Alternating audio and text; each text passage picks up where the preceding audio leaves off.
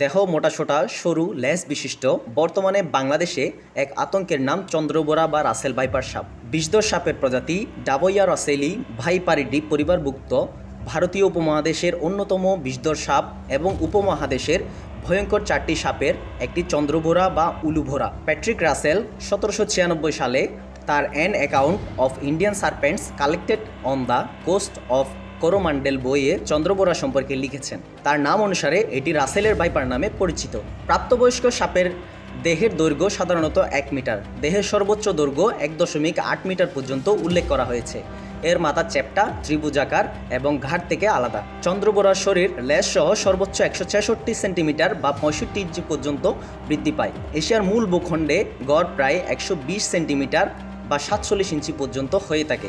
1937 সালের এক রিপোর্ট অনুযায়ী প্রাপ্তবয়স্ক চন্দ্রবোরার মোট দৈর্ঘ্য 1.24 মিটার বা 4 ফুট 1 ইঞ্চি, লেজের দৈর্ঘ্য 430 মিলিমিটার বা 17 ইঞ্চি, ঘের 150 মিলিমিটার বা 6 ইঞ্চি, মাথার দৈর্ঘ্য ও প্রস্থ 51 মিলিমিটার বা 2 ইঞ্চি পর্যন্ত হয়ে থাকে। চন্দ্রবোরা সাধারণত ঘাস, ঝোপ, বন, ম্যানগ্রোভ ও ফসলের ক্ষেতে, বিশেষত নিচু জমির ঘাসযুক্ত উন্মুক্ত ও কিছুটা শুষ্ক পরিবেশে বাস করে। স্থলভাগের সাপ হলেও এটি পানিতে দ্রুত গতিতে চলতে পারে, ফলে বর্ষাকালে কচুরিপানার সঙ্গে বহুদূর পর্যন্ত বেশে নিজের স্থানান্তর ঘটাতে পারে।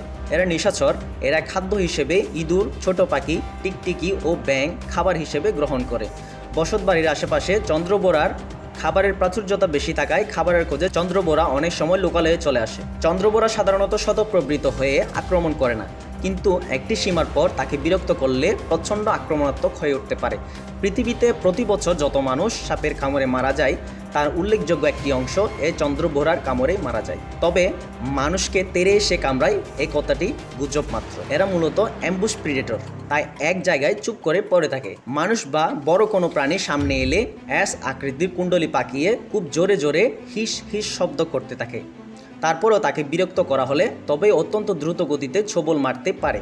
ছোবল দেওয়ার সময় শরীরের সামনের দিকটা ছুঁড়ে দেয় বলে তেড়ে এসে কামড়ায়, এই জাতীয় ভুল ধারণার জন্ম। এদের বিষ দাঁতের আকার অন্যান্য ভাইপার জাতীয় সাপের সাথে তুলনীয় এবং কিছু র্যাটেল স্নেকের প্রজাতির থেকেও ছোট।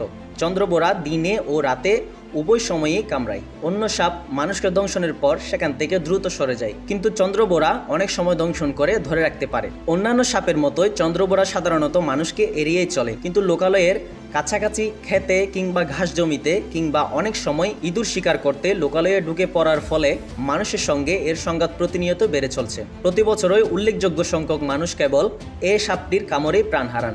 আক্রমণের ক্ষিপ্র গতি ও বিষের তীব্রতার কারণে কিলিং মেশিন হিসেবে বদনাম রয়েছে সাপটির।